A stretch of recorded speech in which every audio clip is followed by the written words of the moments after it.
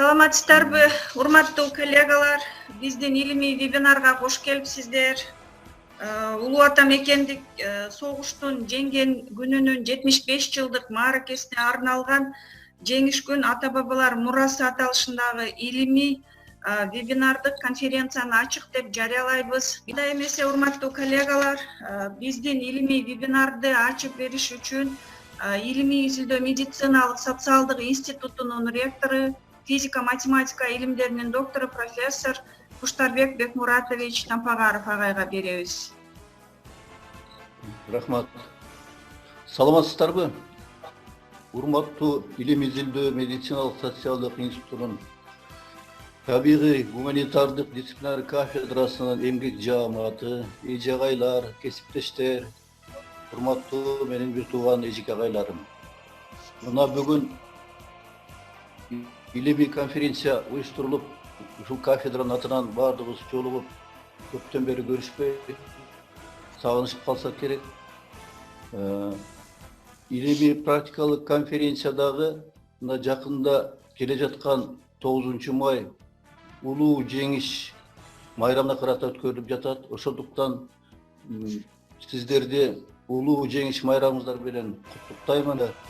Мына табигый гуманитардык дисциплинар кафедрасындагы ушул күнгө арнап илимий конференция өткөрүлүп жатат.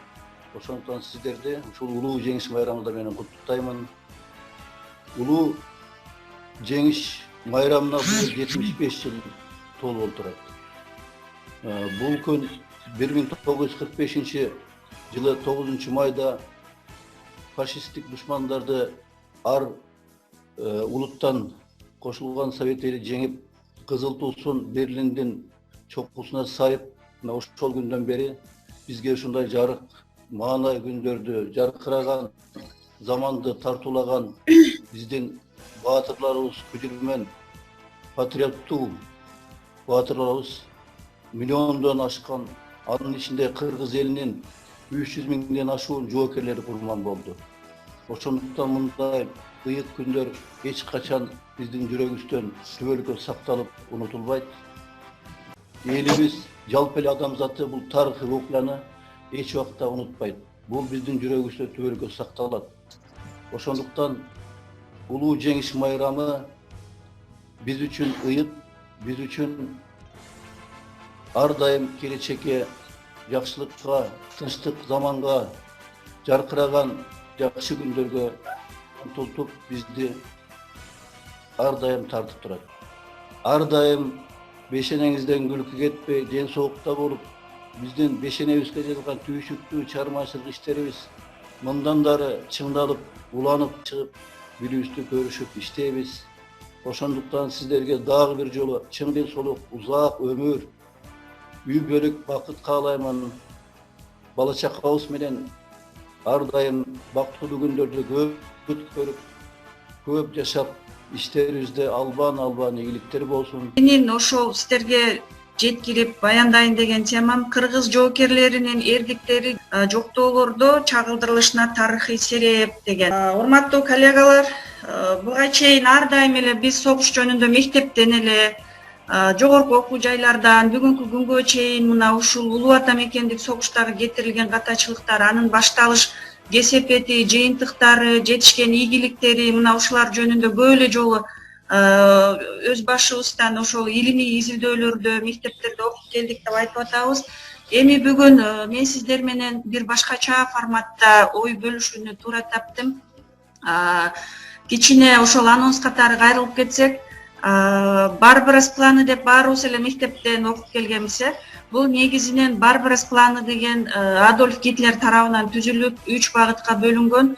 Түндүк, Борбор, түштүк деп. Түндүгү Таллин, Ленинград шаарларына, ал эми Борбор болсо Москва, түштүк бөлүгү болсо бул жанагы Прибалтика өлкөлөрүн басып алуу планы болгон.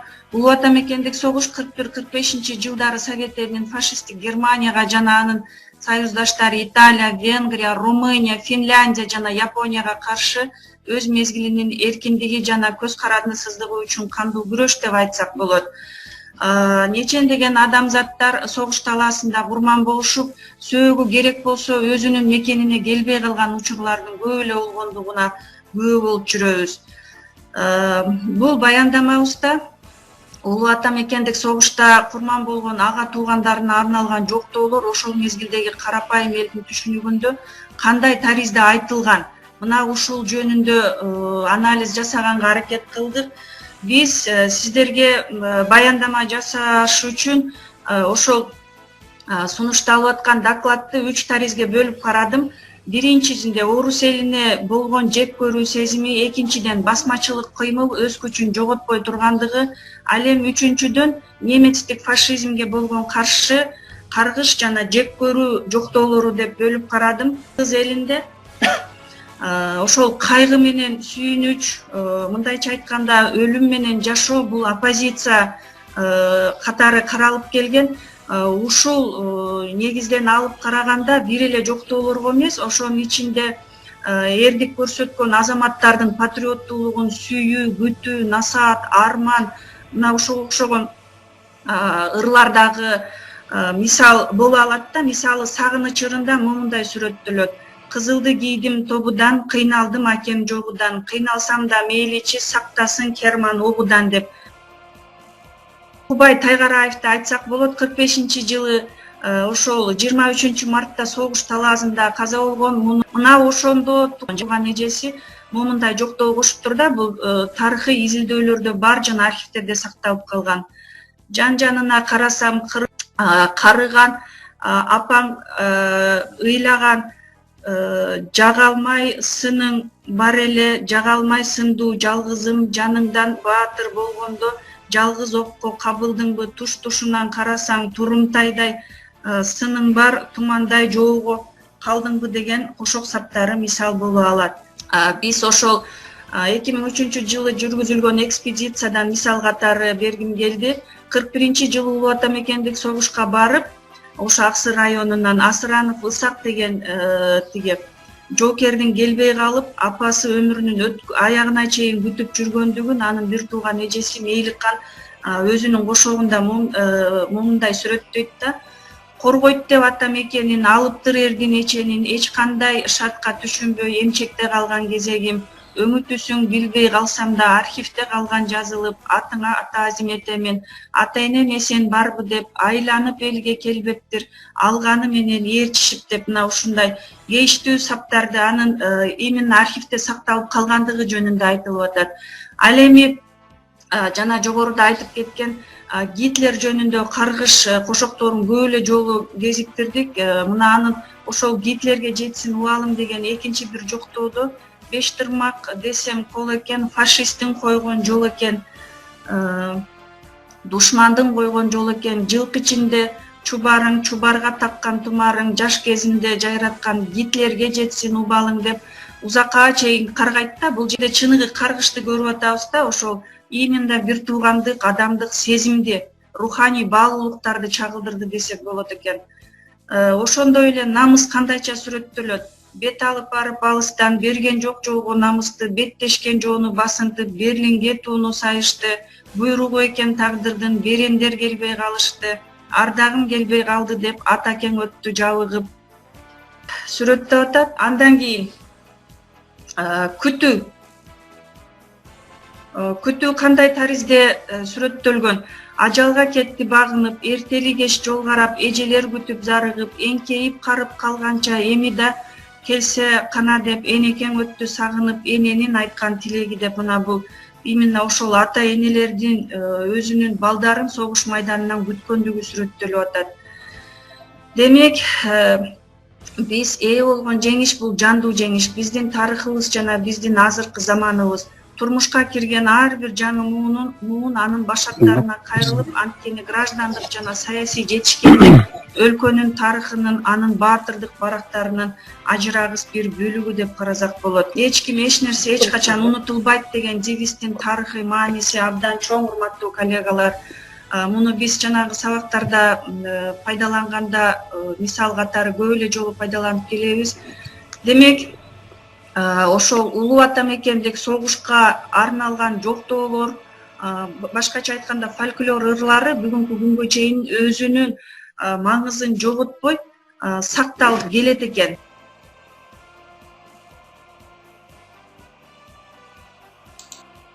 сабакка жана ыйманга тарбиялоо идеологиясы ош замандын ош кыйыш проблемаларынын натыйжасында бир топ солгундап кетти. Аны терс жактарын, терс результаттарына биз күбө болуп жүрөбүз.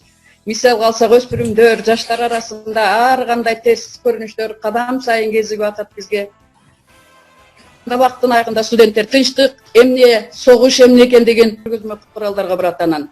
Ал жерде Улуу Ата Мекендин согуш учурундагы мекенди коргогон баатырлардын эрдиктерине токтолушат. Мисалы үчүн Дүйшөнгул Шопоков, өзүбүздүн кыргыз элинен чыккан баатырыбыз, Чолпонбай Төлөбердиев, Тукубай Тайгараев, генерал Панфилов деп аябай легендарный 28 баатырдын жетекчиси, Жуков, Касмедемьянская жана башкалар. Андан ары согуш жөнүндө обондуу ырлар угушуп, мисалы үчүн кечеге эле Самара Каримова эстелик деген ырды аябай жакшынакай кылып, жеткиликтүү кылып ырдап чыкты. Эрмек Мойдуновдун эстенелер деген ырлары, ошол Даңазалан, ошол ырларды угушат.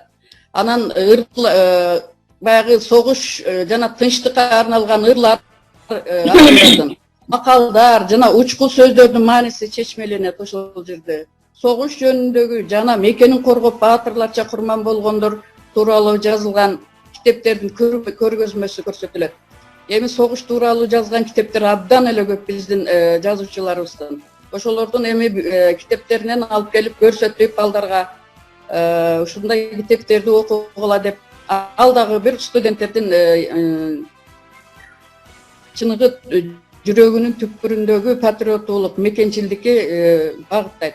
Окутуучу сабактын акырында студенттерге түшүнгөндөрүн текшерүүчү суроолорду берип, жооп алып сабакты жыйынтыктайт. Андан кийин Лев Лещенконун аткаруусундагы Жеңиш күнү аттуу ыр менен ырдалып сабакты аяктайт. Студенттер бул сабактан патриот, мекенчил болуу идеяларына ээ болушат. Мекенди коргоо ар бир инсандын эң негизги милдет экендигин терең түшүнүшөт.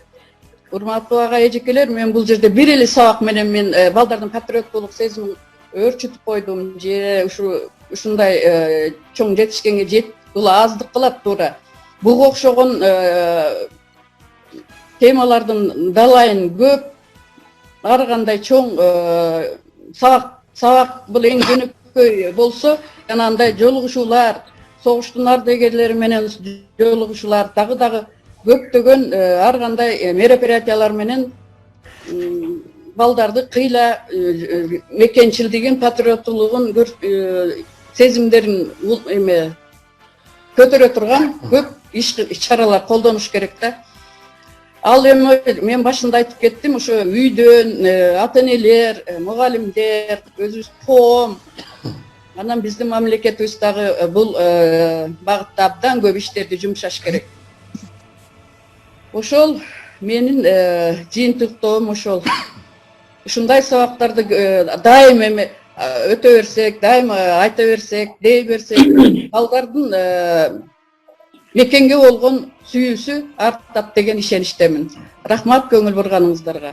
Бүгүнкү конференциябызга Чыңгыз Айтматовдун чыгармалары согуш темасын баяндайт аттуу баяндама менен тааныштырууга уруксат этиңиздер. Улуу Аламат өз кезегинде канчалаган адамдардын өмүрүн алып кетти. Алар менен катар миңдеген бала жетим, миңдеген аял жесир, миңдеген энелер канынан жаралган баласынан айрылып, боздоп, ыйлап кала беришти. Бирок советтик армиянын өзгөчө деми, катуу тартиби, мекенге болгон чыныгы сүйүүсү сырттан басып келген душмандардын мизин кайтарып, 1945-жылы улуу жеңиш жергиликте жылмайды. 1941-1945 жылдардагы Улуу Ата Мекендик согуш темасы советтик мезгилде маданияттын бардык тармактарынын башкы темасы болуп, өзгөчө жаш муунду патриоттуулукка тарбиялоодо чоң милдет аткарган. Согуштагы баатырлардын эрдиги, оруктагы элдин күчүрмөндүгү адабиятта, театрда, кинодо, көркөм сүрөттө, музыкада, операда чагылдырылган. Ал эми Улуу Ата Мекендик согуш темасы кыргыз театр сахналарында Чыңгыз Айтматовдун Саманчынын жолу, Жамиля, Бетме-бет повесттеринин, Бексултан Жакиевдин Атанын тагдыры пьесасынын негизинде коюлуп келди. Бүгүнкү биздин козгогон маселебиз ушул улуу залкар жазуучунун чыгармаларындагы чагылдырылган согуш темасы болмокчу. Жазуучунун чыгармаларынын ичинен бетме-бет повестине токтоло турган болсок, кыргыз адабиятындагы жаңы сөз деген баа алган бул чыгармада согуш качкыны Ысмайылдын жасаган иштери баяндалат. Атап согуштан качып келген качкындын трагедиялуу тагдырын ачып берет. Ысмайыл эмнеге согуштан качып келди? Анын натурасы жаман адамдардын катарын толуктайт беле? Жок. Биз антип айта албайбыз. Себеби анда адамдык да улуу сапаттар камтылган. Ысмайыл согушка чакырылганда анын келинчеги Сейде жаңы төрөп, апасы төшөк тартып жатып калган. Энесинин көзү өтсө, ага ким топурак салат? Ким баласы менен аялына күйөт? Ким аларга каралашат? Ошолор Ысмайылды кайра кайтууга, согушка бараткан жеринен качып келүүгө аргасыз кылды. Бирок ал өзү ойлогон аруу максаттарынын бирине да жете алган жок. Согуш адамдардын башына орду толгус оор трагедияларды алып келди. Буга Саманчынын жолу повестиндеги Толгонайдын башына түшкөн оор күлпөт мисал боло алат. Алгач өмүрлүк жары Субанкулдан, чолпондой 3 уулунан, гүл сүйгөн келини Алимандан айрылат. Толгонай өзүнүн башына түшкөн ачуу тагдырын, жүрөк сыздаткан арманын белди бек буып көтөрөт. Ал ушунчалык күчтүү аял бардык каршылыктарга бет келип, аны чыныгы, кайраты, акылы менен жеңе алды. Ал эми кичинекей Наристе Абалбекчи, анын тагдыры да өзгөчө трагедиялуу. Айтматовдун атадан калган туяк аңгемесинде Абалбектин атасын көрбөсө да, атасынан калган эр жүрөктүүлүк, тайманбастык анын канында бар. Ал кинодогу баатырды атам деп таанып, ошону менен өзүнүн кусасын, сагынычын таратып, ата деген улуу касиетти ошол аркылуу таанып жатпайбы? Айтматовду чууга салганда, кийин Мухтар Ауязов менен Арагон көтөрүп чыккан Жамиля повести өзгөчө бир резонанска ээ. Бул кайталангыс улуу чыгармада кан кайнаган согуш жылдарындагы капилеттен 2 жаштын башына түшкөн, андан качып кутула албаган өзгөчө сүйүү баяны. Тагдырдын тамашасы деген кеп-бекеринен айтылбаса керек. Себеби адам дүйнөсү, адам сезими өзүнө баш ийбеген өзгөчө бир күч экенин айткан. Согуш душман менен гана согушуп, аны жеңүү аркылуу гана чектелбейт экен. Согуш адамдардын ким экенин аныктап, алардын оор күндөргө кандайча туруштук бере ала турган кайраттуулугун же мажирөө алсыздыгынан кабар берет экен. Ушул реалдуу көрүнүштү аттын кашкасындай же алаканга салгандай кылып, биздин даанышман жазуучубуз Чыңгыз Айтматов өз чыгармаларында өтө реалдуу, көркөм сүрөттөп берген. Темасы бүтпөйт. Аны улам жаңыртып, ар тараптан, ар кандай нукта, ар башка тагдырларды жаза берүүчү тема. Анткени бул коркунучтуу апат ар бирибиздин үй бүлөбүздөн жок эле дегенде бир адамыбыздын өмүрүн алган. Алар бизге өз өмүрүн арноо менен жашообуздун жаркын келечегин куруп берип, кырчындай курагында кете беришти. Муну эч кимибиз, эч качан, эч убакта эсибизден чыгарбашыбыз керек. Алардын ар бир жасаган эрдигин урпактарга кайтарып, тарых барактарында калтыра беришибиз абзел. Я, Шарматова Мадина Джамалдиновна, представляю вашему вниманию доклад на тему праздник. Прошло после той страшной войны 75 лет, но она живет в каждом нашем доме, в воспоминаниях наших дедушек и бабушек. 22 июня 1941 года началась война Советского Союза против вторгшихся на советскую территорию нацистской Германии и ее союзников. Словакии, Венгрии, Италии, Финляндии, Румынии, Болгарии и Хорватии. Великая Отечественная война является важнейшей составной частью Второй мировой войны, самой кровопролитной в истории человечества, завершившейся победой СССР над Германией. Однако победа далась тяжелой ценой. В борьбе за Родину погибли миллионы людей. Были разгромлены города, села, деревни. Все последние средства уходили на фронт. Победа СССР в Великой Отечественной войне имела всемирное историческое значение. Отразив нападение нацистской Германии и ее союзников, СССР внес решающий вклад в их окончательный разгром и освобождение народов Европы от германской оккупации и фашистских режимов. Около 7 миллионов советских воинов участвовали в освобождении 10 европейских стран. Великая Отечественная война была тяжелейшей из всех войн мировой истории. Финальным аккордом празднования победы над Германией стал Парад Победы, состоявшийся 24 июня 1945 года. В День Победы в России и в Кыргызстане проводятся военные парады и праздничные салюты. В Москве проводится организованное шествие к могиле неизвестного солдата, церемонии возложения венков. А в крупных городах проходят праздничные шествия и фейерверки. День Победы – это и день памяти. Вечной славы покрыла себя в битвах под Москвой 316-я дивизия, которая была сформирована из числа призывников Кыргызстана и Казахстана. Среди 28 героев-панфиловцев, насмерть стоявших на рубежах под Москвой, были и жители Киргизии: Дышенкул Шапоков, Николай Ананев, Иван Москаленко, Григорий Конкин, Григорий Петренко, Григорий Щемякин. Более 360 тысяч кыргызстанцев ушли на фронт, проявив массовый героизм и воинскую доблесть. 76 кыргызстанцев удостоены высшей награды Золотой звезды и звания Героя Советского Союза. 34 кыргызстанца стали кавалерами Ордена Славы Трех Степеней.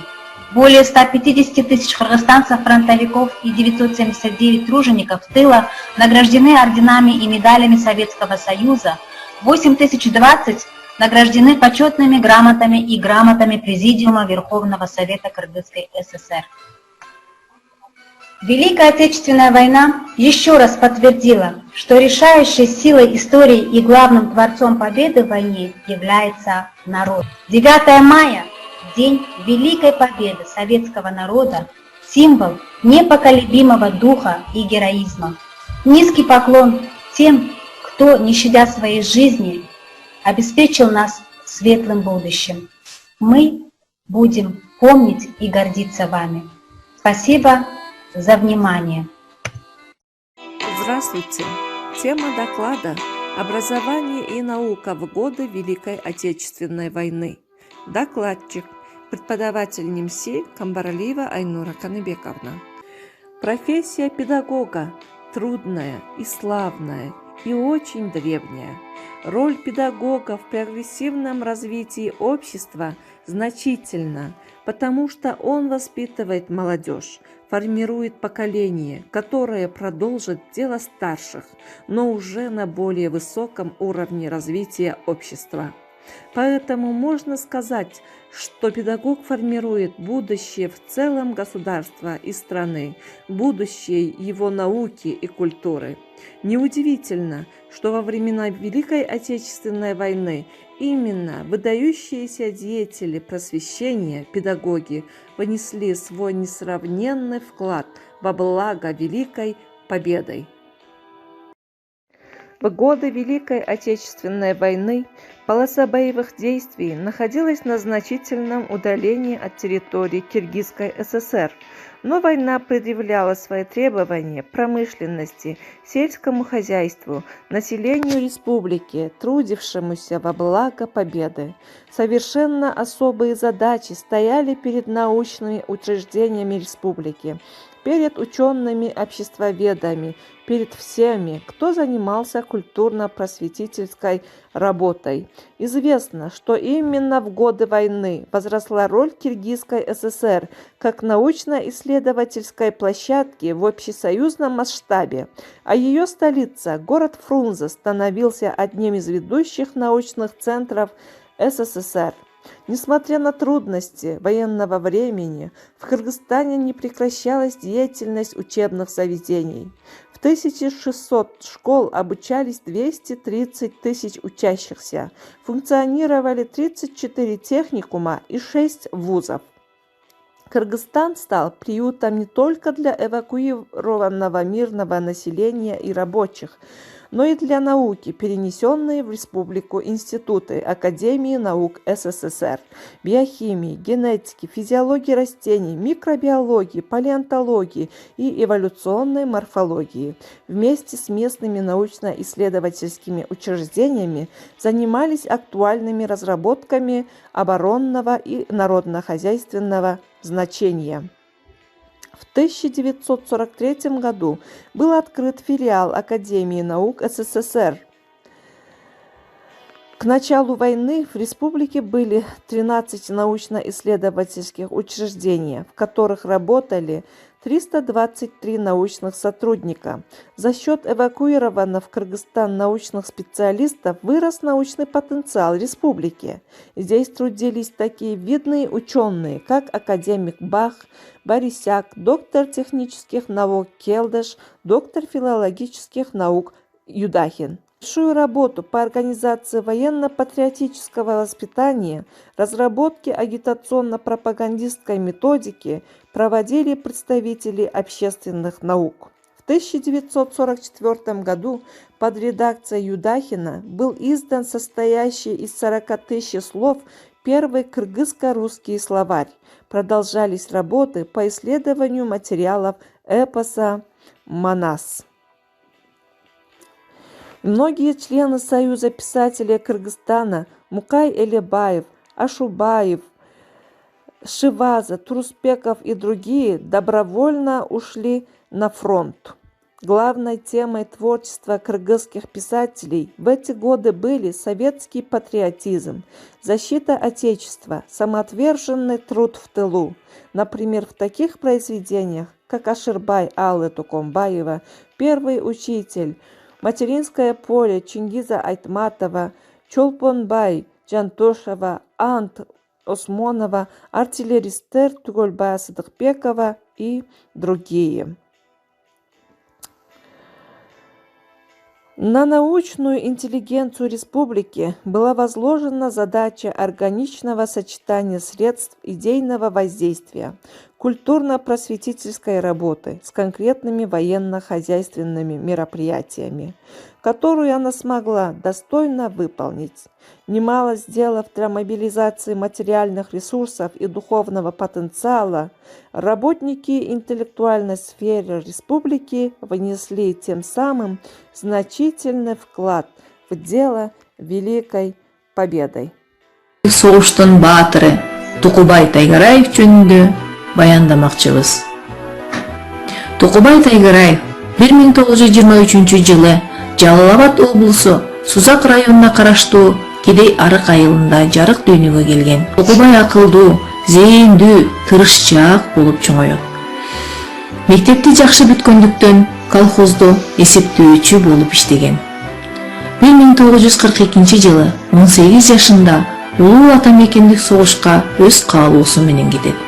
219 аткыштар дивизиясында 375 аткыштар полкунун 1-аткыштар ротасында отделение командири болуп дайындалган. 1944 жылы 10 июлда душмандын коргонуу чегин биринчилерден болуп бузуп кирген. Ал эми 1944 жылы 19 июлда сержант Ахметалин менен биргеликте ошондой эле 9 баатыр жоокер менен Латвия мамлекетинин Лудзе районунун Снуплявы кыштагындагы дөңсөөнү душмандардан коргоп, баатырлар чакырган.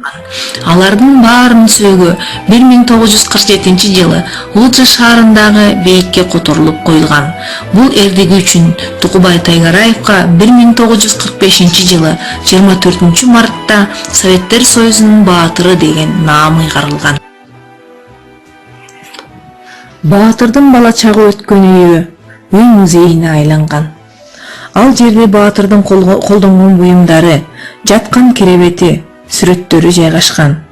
2014 жылы Ашар жолу менен жаңы үй музейи курулуп, 9 майда ачылышы болгон. Баатырдын наамын алып жүргөн мектеп айылдын чок ортосунда жайгашкан. Жыл сайын 9 май жеңиш күнүнө карата мектеп окуучулары Баатырдын үй музейине келип, анын таш эстелигине гүл коюп, тизе бүгүп таазим этишет.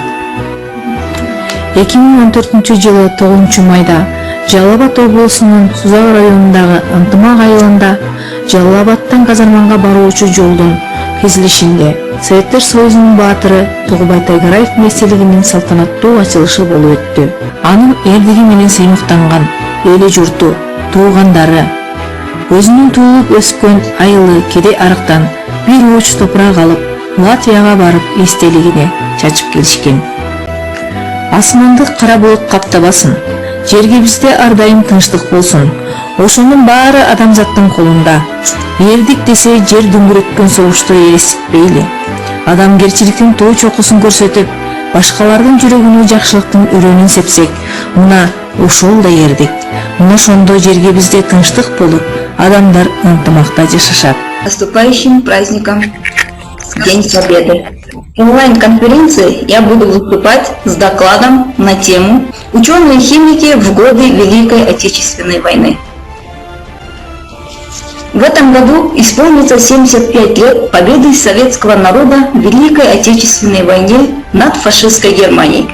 Наш народ помнит героев, участников войны, но героями были не только те, кто горел в танке, таранил вражеский самолет, кто, спасая товарищей, грудью закрывал пулеметную амбразуру.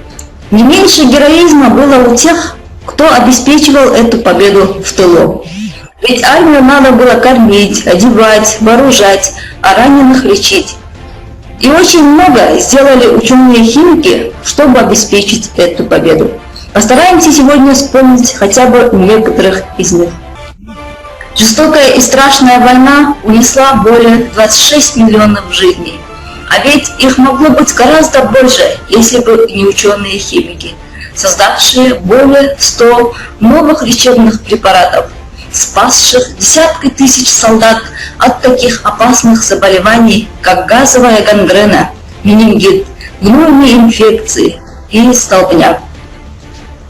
Исаак Яковлевич Постовский открыл лекарственные препараты тацит, нарсульфазол, сульфазин. Эти препараты обладают противомикробными антибактериальными свойствами, которые необходимы были во время войны. Академик Паладин Алексей Викторович получил викосол и метилнафтохинон, эффективное средство для остановки кровотечения, который крайне необходим был во время войны. Шостаковский Михаил Федорович, бальзама Шостаковского, спасавшего воинов от обморожений, ожогов, от осложнений при огнестрельных ранениях. Мельников Николай Николаевич получил препарат гексахлорциклогексан, основа ДУСТа, применялся для борьбы с типным тифом. Зинаида Виссарионовна Ермолева синтезировала в 1942 году свой отечественный бензил пенициллин для лечения. Разработал теорию цепных реакций, которая позволяла управлять химическим процессом, ускорять до образования взрывной лавины, замедлять или останавливать на любой промежуточной стадии. Эти реакции были использованы при производстве патронов, артиллерийских снарядов, зажигательных смесей для огнеметов. Так называемые кумулятивные снаряды использовались против неуязвимых немецких тигров. Они пробивали броню толщиной 200 мм. Николай Дмитриевич Зелинский улучшил качество бензина, который дал возможность резко увеличить мощность моторов и скорость самолетов. Они могли теперь взлетать с меньшего разбега, подниматься на большую высоту со значительным грузом. Академик Сергей Семенович Наметкин работал в области синтеза отравляющих и взрывчатых веществ. Во время войны занимался вопросами химической защиты, развитием производства моторных топлив и масел. Потребовалась сталь специального назначения для танков, самолетов и минометов. Их основы составляли феррохром и ферромарганец. Работу по производству таких сталей возглавили академики Константин Викторович Борзин и Владимир Алексеевич Камаров.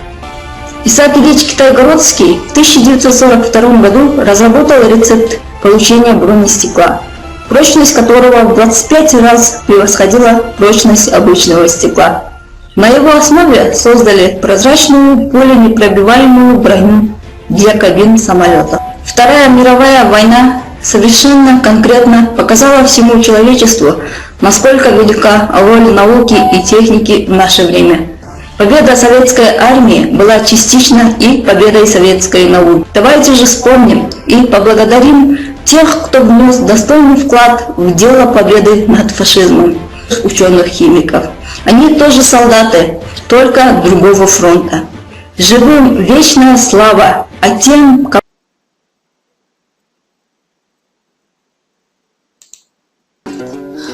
подходил все ближе и ближе, потом остановился нерешительно, тоже оробел.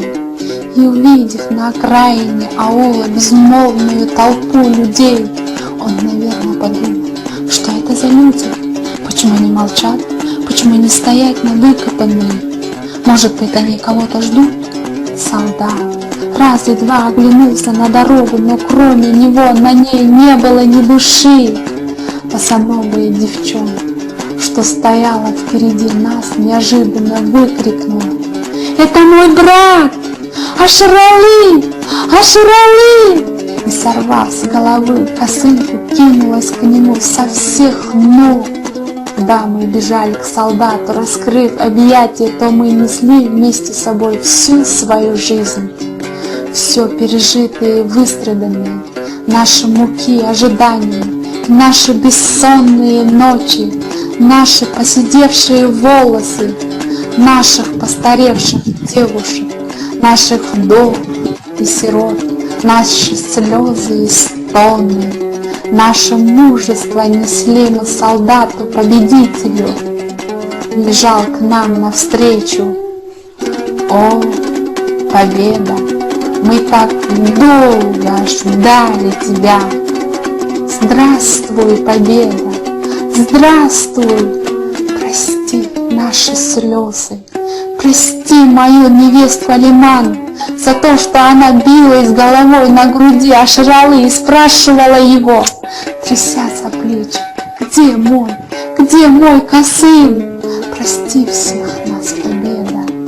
Столько жертв мы принесли ради тебя. Прости за наши крики. Где остальные? Где мой? Где же все другие? Когда вернутся все? Все вернутся. Завтра вернутся. Завтра. Прости нас, победа. Прости. Когда я, обнимая, целуя Ашралы, я думала в ту моменту о Джайнабе, о Масалбеке, Касыме, о Сванпуле. Из них никто не вернулся. Скажи мне, мать-земля, скажи правду. Могут ли люди жить без войны? Ты задала трудный вопрос, Толгонай. Всякий раз, когда люди затевали войны, я говорила им: остановитесь, не проливайте кровь. Я и сейчас повторяю: эй, люди за горами, за морями, эй, люди, живущие на белом свете, что вам нужно? Земли? Вот она я. Бросьте в борозду одно зерно, и я вам дам 100 зерен. Посадите ветку, и я вырошу вам чинару. Посадите сад, и я засыплю вас плодами. Разводите скот, и я буду травой. Плодитесь, умножайтесь, меня для всех вас хватит сполна. Я бесконечна, я глубока и высока. А ты спрашиваешь, Толгонай, могут ли люди жить без войны? Это не от меня, от вас, от людей зависит. Коллегалар, дагы бир жолу жеңиш майрамыңыздар менен, аманчылык болсун, заманыбызда ар дайым тынччылык болсун. Ушул биздин ата бабалардын жасаган эрдиктери түбөлүктүү, эч ким эч качан эч нерсени унутпайт. Мындан ары Кыргыз өлкөсүндө, дүйнө жүзүндө тынччылык болсун. Биздин илимий баяндамабыз, илимий вебинарыбыз ушуну менен соңуна келип жетти.